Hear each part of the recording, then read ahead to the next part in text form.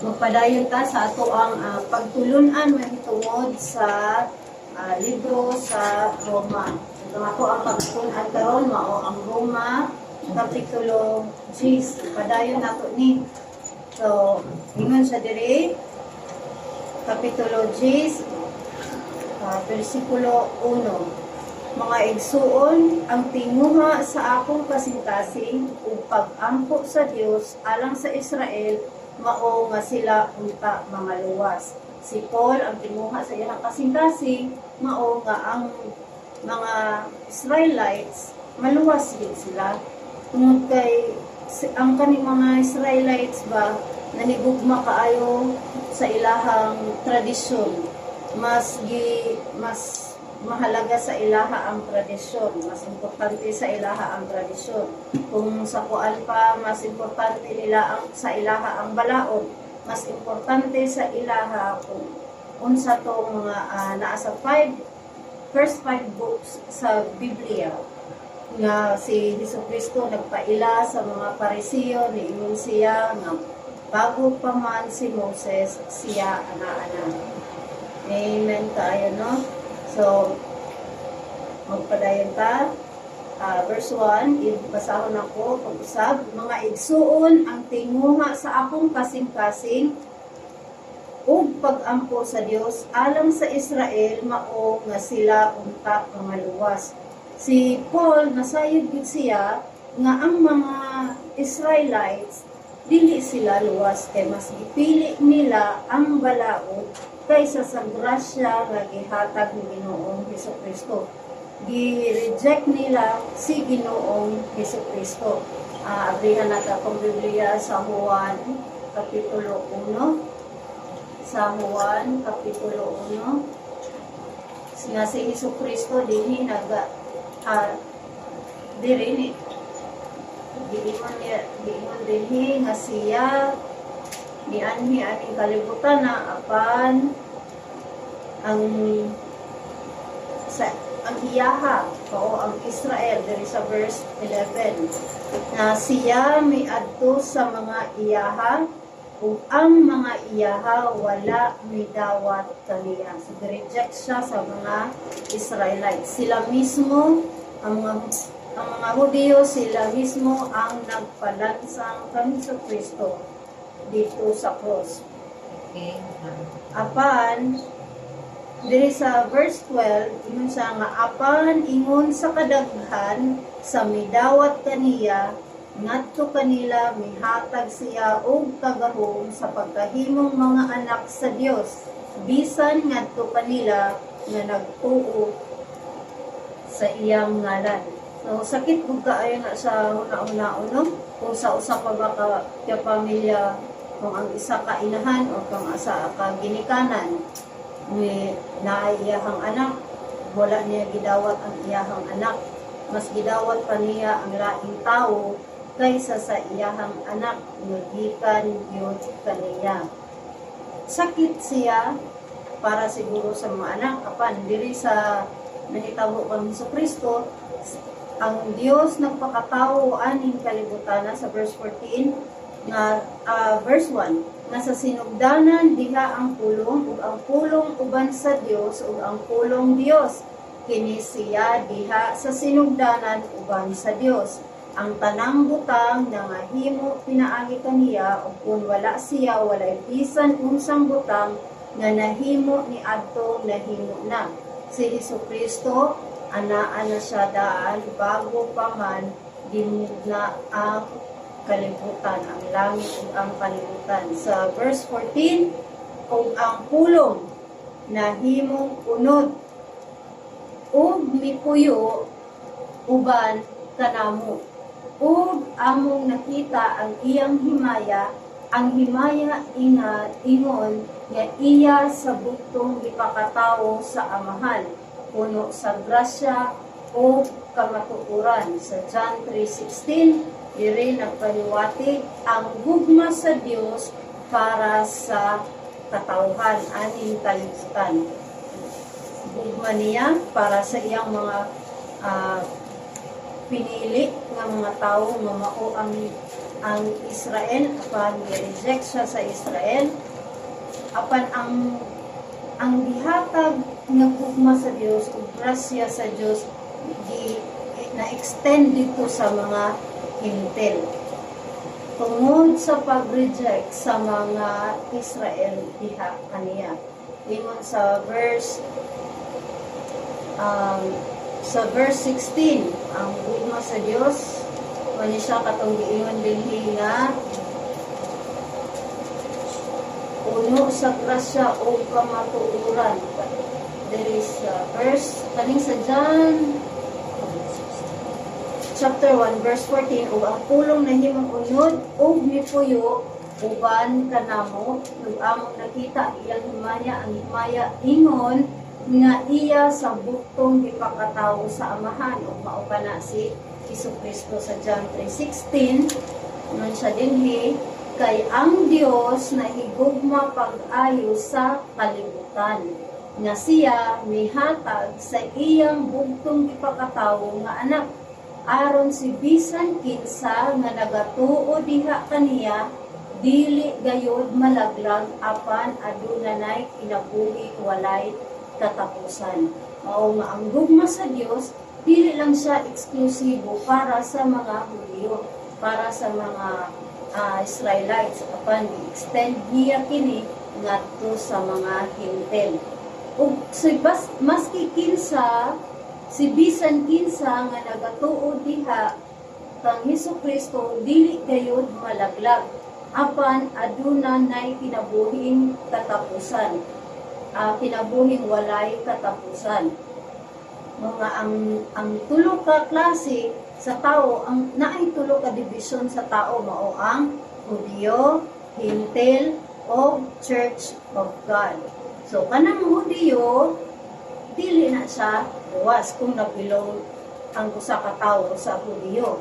It means ang iyahang lineage na asa dito sa lineage nila Jacob, ana sa mga Hintil, ang mga mao na sila ang mas kinsa nga mga lahi sa tawo nga dili Israelites, dili mga Hudyo. O ang ikatulong bahin sa tawo mao ang Church of God. So ginahisgutan diri sa Biblia ang Church of God. Ang Church of God mao na sila wala na nagbasi kung Hintil man na or Hudyo, Hudyo man na or Hintil. Kung ikaw nagtuo kang Ginoong Jesucristo, imuhan siyang gidawat nga imuhang Dios kung manluluwas, ikaw appeal din ha sa Church of God. You belong to Church of God. Sa Church of God, neither Jews nor Gentiles, walay mga Hudyo or mga Hintil, apan kanang mga tawhana na niluwas na sa Dios, nidawat ni Ginoong Jesucristo nga nituo sa maayong balita ng gibuhat ni Ginoong Jesucristo dito sa cross, siya namatay, pagbayad sa itong mga sala, siya gilubong ug nabanhaw.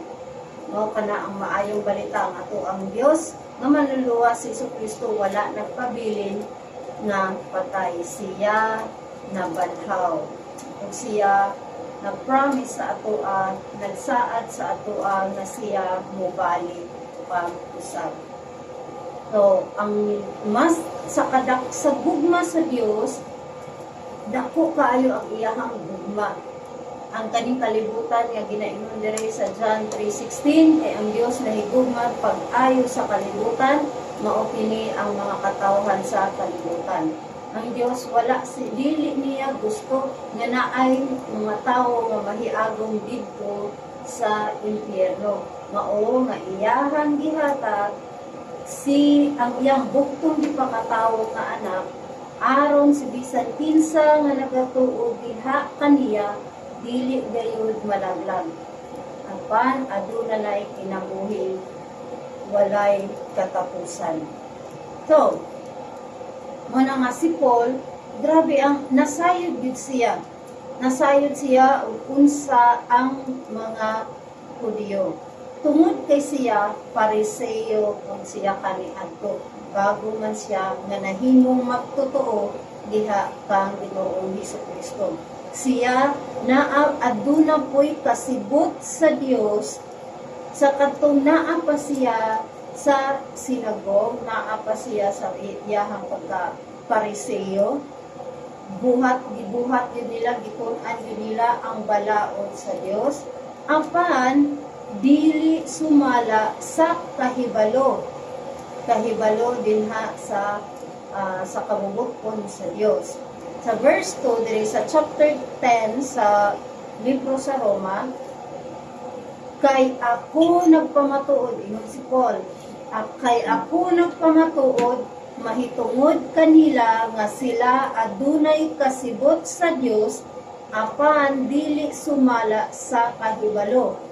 Kung naa may makaistorya o makasulti o maka-testify kung unsa gyud ang kasibot sa Dios ani nga mga Israel, kani mga Israelites, kana si Paul kasabot gid kaayo siya ana tungod kay siya diha gikan. Siya mangani ang galutos sa mga magtotoo dinha ni Ginoong Hesukristo. Abrihan nato ang libro sa Buhat, kapitulo 9.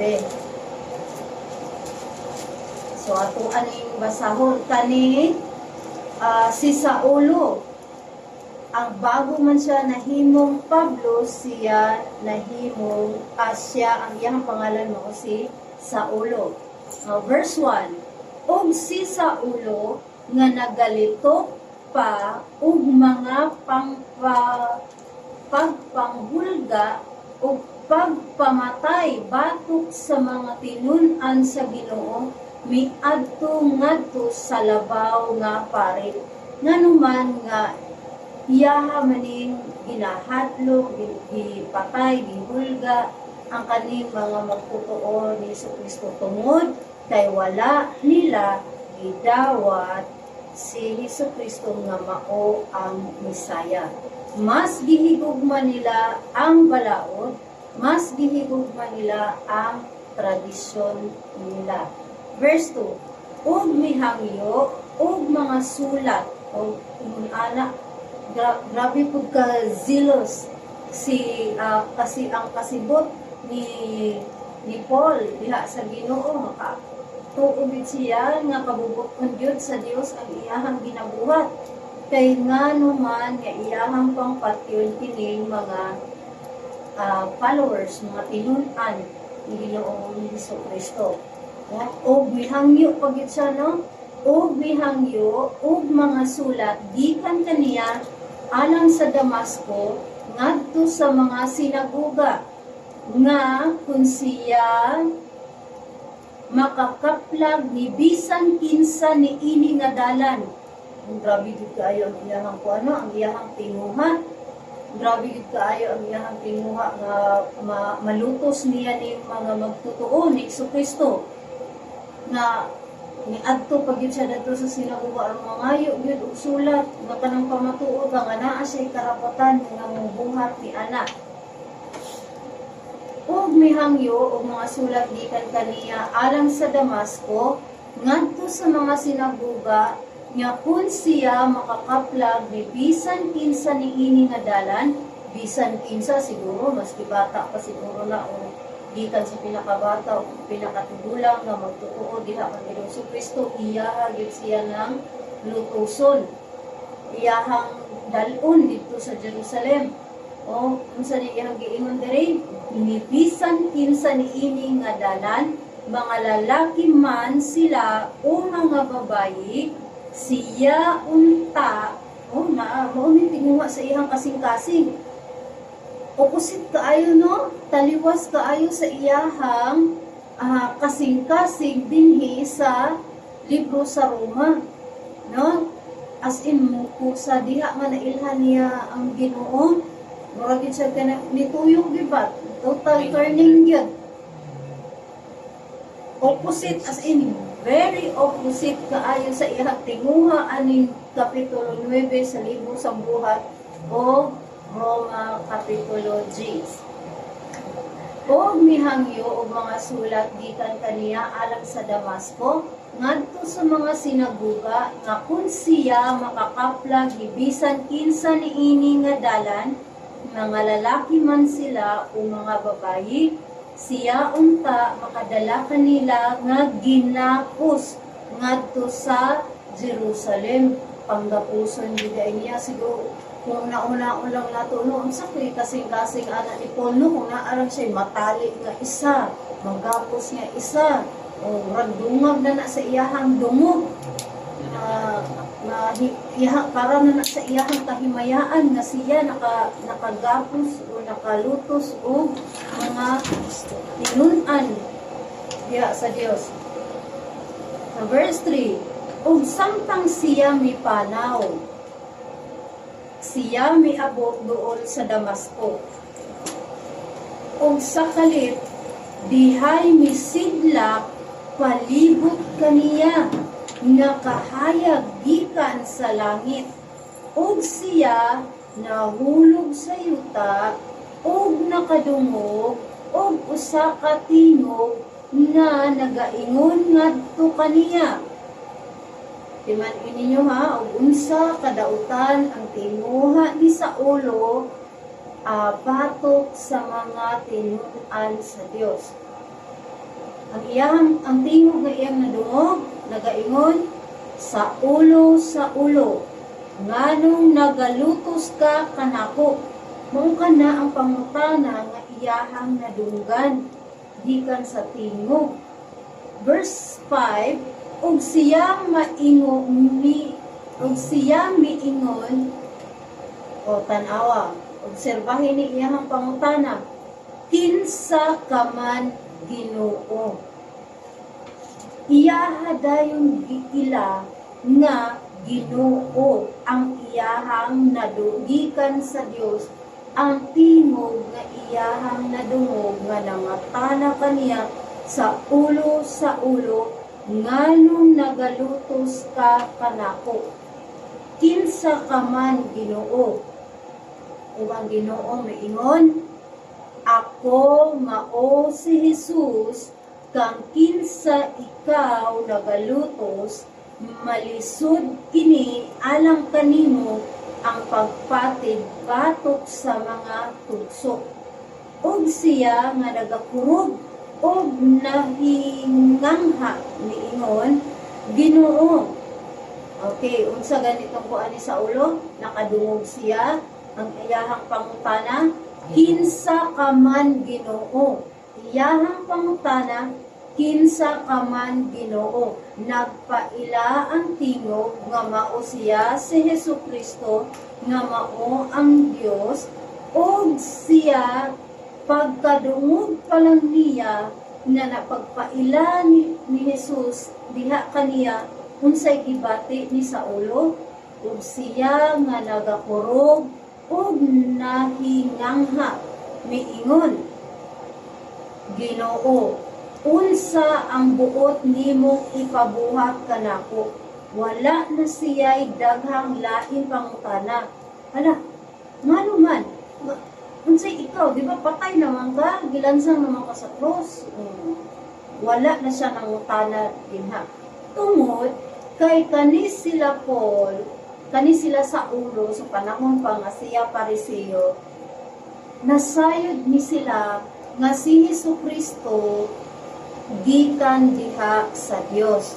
O abrihan nato ang Biblia sa John chapter 3. John chapter 3. Or sa Juan kapitulo 3. Sugdan nato diri sa versikulo 1. Mao kini si Nicodemus nga nakikita diha kang Hesukristo. Verse 1. Dihay usa ka tawo sa mga Pariseo. Timandi nga si Saulo usapod ka Pariseo. Nga ginganlan og Nicodemo. Usa ka punuan sa mga Hudyo. O, timandi na ha, si Nicodemo, usa ka punuan sa mga Hudyo. Leader siya ba? Ruler siya sa mga Hudyo, sa mga Jews. Verse 2. kini siya miadto ni Jesus sa kagabion. Nga naman, nga gabi man nga nakikita si Nicodemo kang Jesus tungod kini sa ilahang kasabutan kaniadto nga kung kinsa man ang mo sunod mo follow diha kang Ginoong Kristo, i-excommunicate nila ilahang dili na nila tagdon, isalikway na nila ba sa ilaha sa sinagog. Dili siguro kung naaman ay business, di na nila suportahan, di na nila palitan, i-excommunicate gid siya. Labaw na ni nga si Nicodemo, kay usa siya ka punuan sa mga Hudyo. So palihim siya nga nakikita diha kang Ginoong Hesukristo. Verse 2, kini siya miadto ni Jesus sa kagabhion, og moingon ngadto kaniya, Rabay. Itawag ganit niya si Hesukristo nga Rabay. Di ba si Paul, habang sa ulo pa siya sa libro sa buhat, pagkadungog lang niya sa tingog, diingon dayon siya, kinsa ka man Ginoo. Si Nicodemo, niingon siya, Rabay. Giila niya si Hesukristo nga magtutudlo. Kami diyo, obserbahin ang giingon ni Nicodemo kang Hesukristo. Rabay, magtutudlo ang pasabot ana. Ingon siya, kami, o kinsa man nga kami. Sila nga mga Parisiyo, sila nga mga punuan din sa mga Hudyo. Kami, ana siya, nahibalo nga ikaw usa ka magtutudlo nga gikan sa Dios. Naagyud sila'y kasayuran nga si Hesukristo gikan diha sa Dios. Kay unsa may giingon nila, kay walay tawo nga makahimo ni ining mga milagruha nga ikaw nagbuhat. Si Hesukristo na may nakabuhat ato nga mga milagro. The way, kung sa inyong memories, pa ba mo'y naamoy mga nahinumduman sa mga milagro nga gibuhat ni Hesukristo? Unsay una niya nga milagro nga iyang gibuhat? Turn water into wine. Yes, ang tubig, gihimo niya nga vino. Okay. So, dito ka na sa kana katong wedding ganitong kasal.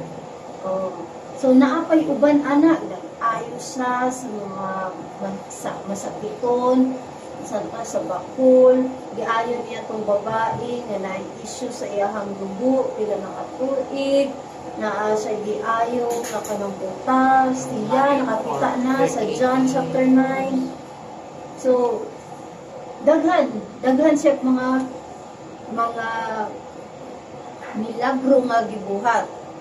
Aminado si Nicodemo ni anak, lakip na ang mga Parisiyo.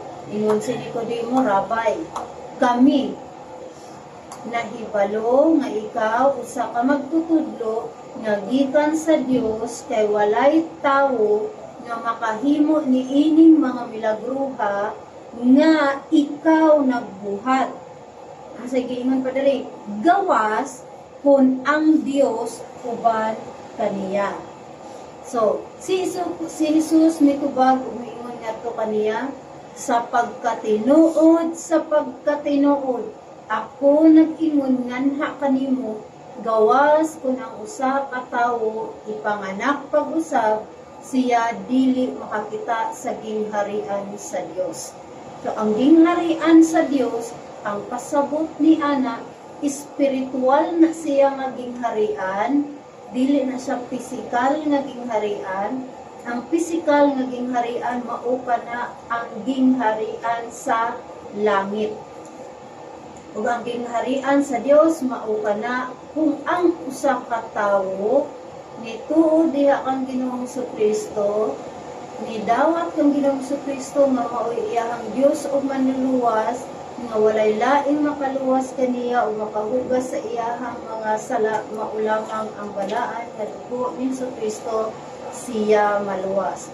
ang mga tao nga sinilyado sa balaan nga espiritu mao lang kana ang makakita sa gingharian sa Dios o makakaplag sa gingharian sa Dios. Mao kani ang mga tao nga sa tulo ka dibisyon sa tao, ang mga Hudyo, Hintil, Church of God. Ang Hudyo wala na nakakaplag sa gingharian sa Dios. Ang Hintil wala pud na nakakaplag sa gingharian sa Dios. Apan ang Church of God mao na sila ang nakakaplag sa gingharian sa Dios, mao nga sila na belong sa Church of God. Tungod kay sila mga niluwas diha ni Kristo. Okay. So si Paul balik ta sa Buhat Kapitulo 9. Ug siya nahulog sa verse 4, og nakadungog og usa ka tingog nga nagaingon ngadto kaniya sa ulo nganong nagalutos ka kanako. Ang pangutana ni Paul, kinsa ka man Ginoo? Nagpurog siya sa pagpaila diha ni Hesukristo diha kaniya, og siya unsa daw niingon nangutana dayon siya sa Ginoo, Ginoo, unsa ang buot nimo ipabuhat kanako? Mauna nga si Saulo, tungod kay nasayod sila nga si Hesukristo gikan diha sa Dios, inubanan diha sa Dios, kay walay lain nga makabuhat ato nga mga milagro kung dili gikan sa Dios. Nasayod na sila Paul, nasayod na sila ni Timon, nasayod ang mga Parisiyo nga siya iya sa Dios. Sumala good, okay, tingnan ang Ginoo sa iya nangutana siya, unsa ang buot nimo ipabuhat kanako. So kung sa diha nga kita na encounter na to diha ang Ginoo sa to ang kinabuhi, Lord, unta no ipangutana ko nato sa tong kagalingon, unsa may buot nimo nga buhaton nako? Ikaw na ang nagpanag-iya sa ako ang kinabuhi. So ang mga Parisiyo maski nakabalo na sila sa kamatuoran, kabalo sila nga si Hesukristo iya diha sa Dios, apan ilaha gihapon gi-reject ang Ginoo. So dingan nato dinha sa Roma 1. Diba? Susama rami sila sa kaning mga tao diri nga nakahibalo no sa pangitao na asa mo na siya nga versikulo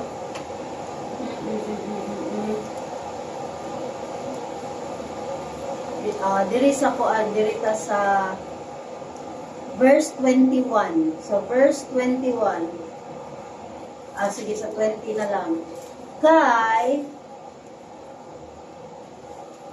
Okay, verse 19.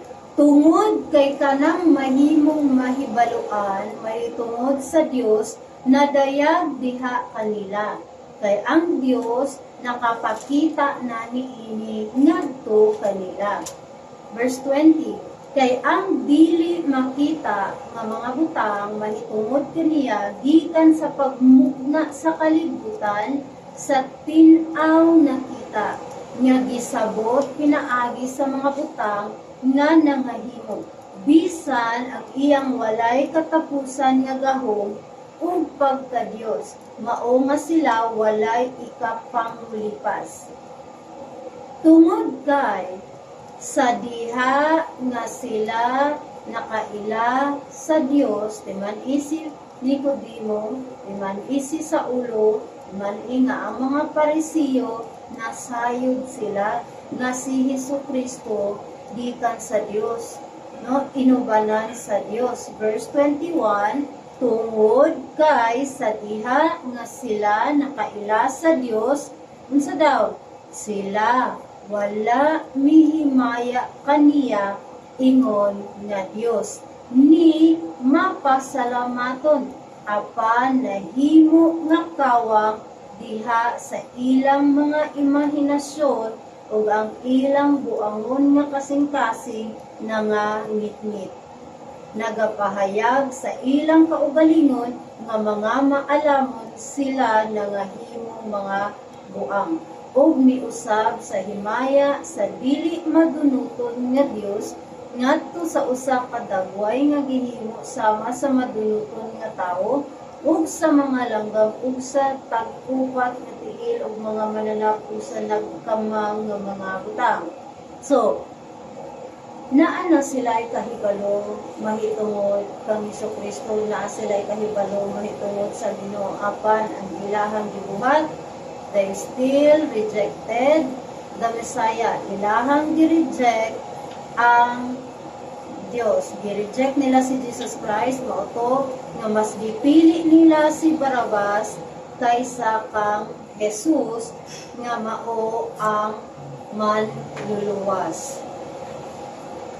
Okay, so kanano sa sinugdanan pa lang nasayod na si Paul nga sa ulo ato nga panahon nga si Jesus gikan diha sa Dios. Mao nga siya iyaha dayong gitawag nga kinsa ka man Ginoo. Iyaha pag gipangutana kung siya kurog sa no.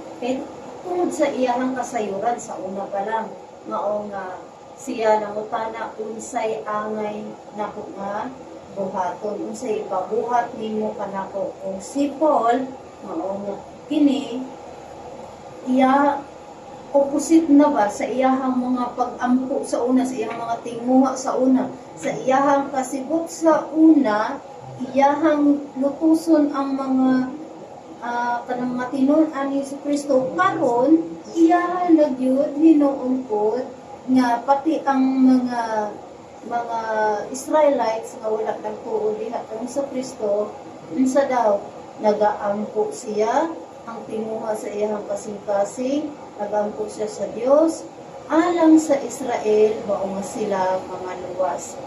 Kay sa verse 2, kay ako nagpamatuod mauna nga makapamatuod yun siya kung unsa kini ang mga Israel tungod kay siya usapod nga pareho pa nila kaniadto before pa man niya nailhan si Jesus, before pa niya gidawat si Jesus nga iyahang Dios o manluluwas. Kay ako nagpamatuod mahitungod kanila nga sila adunay kasibot sa Dios apan dili sumala sa kahibalo. Na kahibalo na sila sa tanan apan mas gipili nila ang balaod, mas gipili nila ang ilahang tradisyon kaysa sa kahibalo, kaysa sa pulong sa Ginoo, kaysa sa instruction sa Ginoo nga ipabuhat, wala nila kini ibuhat. Ang ingon aron ikaw maluwas tuo ni Ginoong Jesucristo kung ikaw maluwas. Apan sila nagpadayon sa paghigugma sa balaod, ingon sa Biblia, kung ikaw guilty sa usa ka balaod, guilty ka na sa tanan. So, padayon na to ang programa sa ugma. Ipadayon nato ni ang ato ang pagtuon sa libro sa Roma, Kapitulo 10, ugma na gabi.